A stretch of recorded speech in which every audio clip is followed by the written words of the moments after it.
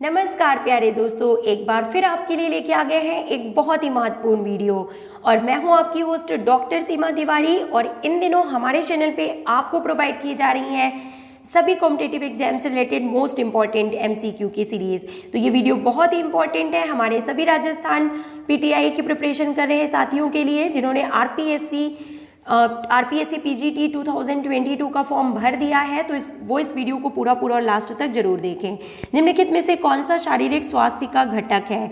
And the correct answer is option number A, मांसपेशियों की ताकत, मस्कुलर स्ट्रेंथ की बात यहाँ पे की जा रही है। बॉडी कंपोजिशन, हृदय वाहिनी क्षमता, लचीलापन, मांसपेशियों की ताकत आदि शारीरिक स्वास्थ्य यानी कि फिजिकल फिटनेस कंपोनेंट्स के रूप में जाने जाते हैं। हृदय वाहिका सहन शक्ति यानी कि कार्डियो एंड वेस्कुलर एंड्योरेंस की बात यहाँ पे की जा रही है। क्षमता जो होती है वो निहित होती है या होती है, तो क्या होगा correct answer? Option number C, वायवीय शक्ति को दर्शाती है। Next question is asking that हृदय वाहिनी सहन क्षमता, पुष्टि और स्वस्थ संतुलित जीवन शैली एक घटक है। तो निम्न में से कौन सा हृदय वाहिनी सहन क्षमता का सबसे सही वर्णन करता है? आपको बताना है कि इन चार ऑप्शंस में से सबसे सही कौन बता रहा है कार्डियोवेस्कुलर सिस्टम को, कार्डियोवेस्कुलर एंड्योरेंस सिस्टम को। तो correct answer option number A है। यहाँ पे समय की एक लंबी अवधि के व्यायाम को पूरा करने के लिए हमारे हृदय और फेफड़ों की क्षमता को हृदय वाहिनी सहन क्षमता के रूप में जाना जाता है। Okay friends, let's move to next question now. And the next question is asking निम्नलिखित में से कौन सी एरोबिक क्रिया नहीं है? And the correct answer is option number D, is circuit training जो है ये एरोबिक क्रिया के अंतर्गत नहीं आता है। Next question is asking that aerobic का अर्थ होता है, आपको मालूम है, ऑक्सीजन के साथ, और एनारोबिक का मतलब होता है कि ऑक्सीजन के बिना। तो जितनी भी स्प्रिंट रेसेस होती हैं तो वो किस में आती हैं? एनारोबिक में, जिनमें ऑक्सीजन की ज़्यादा देर तक सप्लाई की ज़रूरत नहीं होती। और जितनी भी आपकी जो लॉन्ग डिस्टेंस रनिंग और मैराथन रेसेस हैं वो एरोबिक में आती हैं, जिसमें लगातार फेफड़ों, हृदय और रक्त के द्वारा ऑक्सीजन की ज़रूरत होती है और ऑक्सीजन की सप्लाई की ज़रूरत देर तक बनी रहती है। नेक्स्ट क्वेश्चन देखिए, शारीरिक व्यायाम जो कि ऑक्सीजन की उपस्थिति में होता है कहलाता है। और क्या है? पहले हमने आपको बता दिया है एरोबिक व्यायाम जो कि ऑक्सीजन की उपस्थिति में होता है, in the presence of oxygen. निम्नलिखित में से कौन सा एरोबिक्स में नहीं आता, यानी एरोबिक एक्सरसाइजेज में नहीं आता है? And the correct answer option number C, यौगिक क्रिया इज करेक्ट आंसर। निम्नलिखित शरीर क्रिया कारकों में से किससे खेल की क्षमता बहुत अधिक अवधारित होती है या किस पे ज़्यादा डिपेंड करती है? And the correct answer is option number C, that अत्यधिक ऑक्सीजन ग्रहण करने की क्षमता। The next question is asking निम्नलिखित में से कौन फिटनेस बढ़ाने के लिए एरोबिक गतिविधियों के अंतर्गत नहीं आता? And the correct answer option number B, केवल बी, दोहराई दौड़ जो है वो एरोबिक गतिविधियों के अंतर्गत नहीं आता है। Okay friends, next let's move to next question now. दोहराई दौड़ एरोबिक गतिविधियों के अंतर्गत नहीं आता। फिटनेस के लिए एरोबिक व्यायाम में जो मेन है वो क्या है? देखिए, एरोबिक नृत्य, रस्सी कूदना, तैरना, फिटनेस के लिए सैर, साइकिलिंग और कैलिस्थेनिक व्यायाम इसमें शामिल किए जाते हैं। ऐसा कार्य जिसमें वह कार्य करने के लिए आवश्यक ऑक्सीजन की मात्रा, कम से कम मात्रा शरीर में ऑक्सीजन की आपूर्ति होती है, ज़रूरत होती है, तो क्या होगा? अगेन वाईबी यानी एरोबिक एक्सरसाइजेस की बात की जा रही है।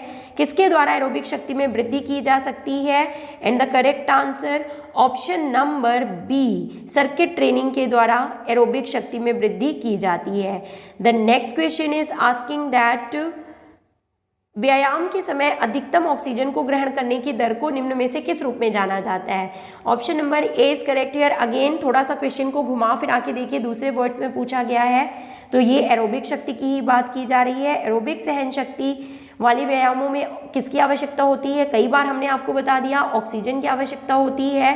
निम्नलिखित स्पोर्ट्स गतिविधियों में से एक को नामित कीजिए जिसे एरोबिक वर्गीकृत नहीं किया जा सकता है। And the correct answer option number D, एक पहाड़ी पर चढ़ना जो है इसे एनएरोबिक में मतलब जो है जिसमें कम समय के लिए ऑक्सीजन की आवश्यकता होती है, इस प्रकार में वर्गीकृत नहीं किया जा सकता, क्योंकि पहाड़ी पर चढ़ने के लिए काफ़ी देर तक ऑक्सीजन की सप्लाई की ज़रूरत होगी और पहाड़ी पर चढ़ना जो है वो एक प्रकार की एरोबिक क्रिया है। और क्वेश्चन में पूछा गया है कि एनारोबिक वर्गीकृत जिसे नहीं किया जा सकता है वो है option number D.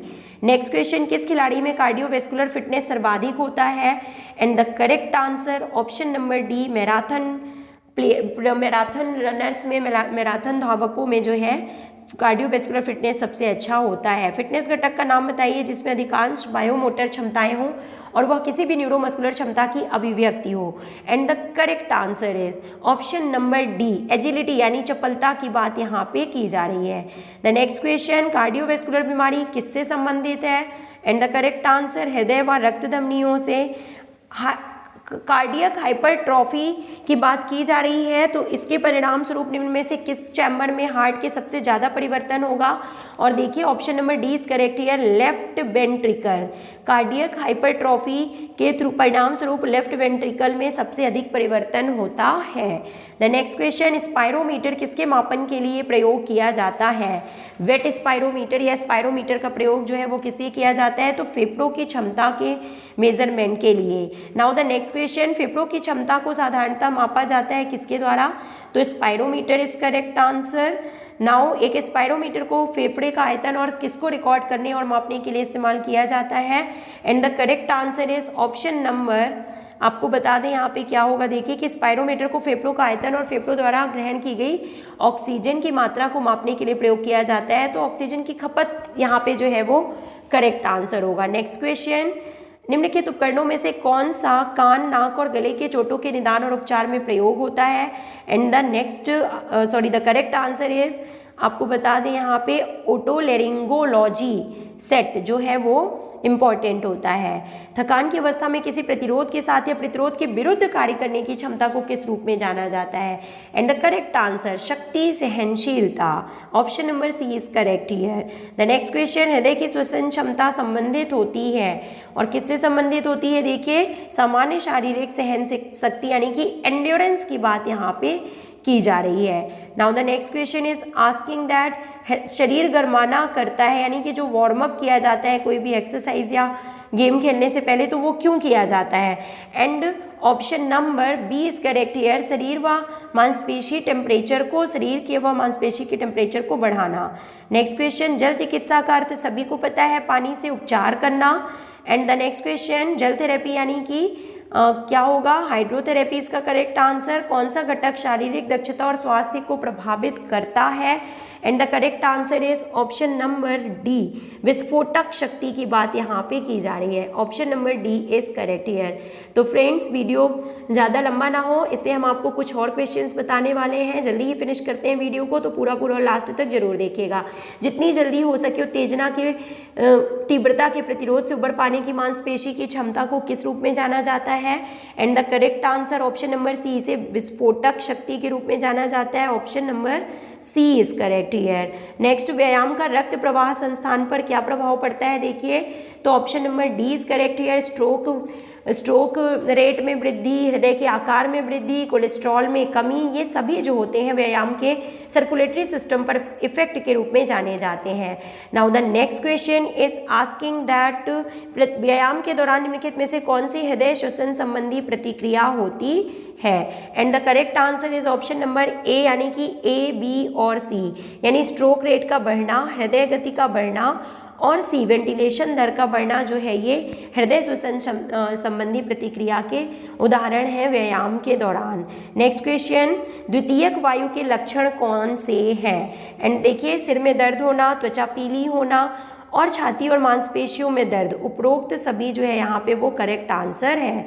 Option number D is correct here. आसन शरीर द्वारा किए जाते हैं परंतु दिमाग पर सीधा प्रभाव डालते हैं, क्या आप सहमत हैं? जी हाँ, बिल्कुल सहमत हैं। आसन किस प्रकार की योग के अंतर्गत आते हैं? तो हठ योग के अंतर्गत आते हैं। योग आसनों द्वारा निम्नलिखित शारीरिक स्वास्थ्य का कौन सा घटक अच्छा विकसित होता है? तो फ्लेक्सिबिलिटी बढ़ाता है योग, सभी को पता है। देन भुजंग आसन किस बीमारी के लिए लाभदायक होता है? तो दमा।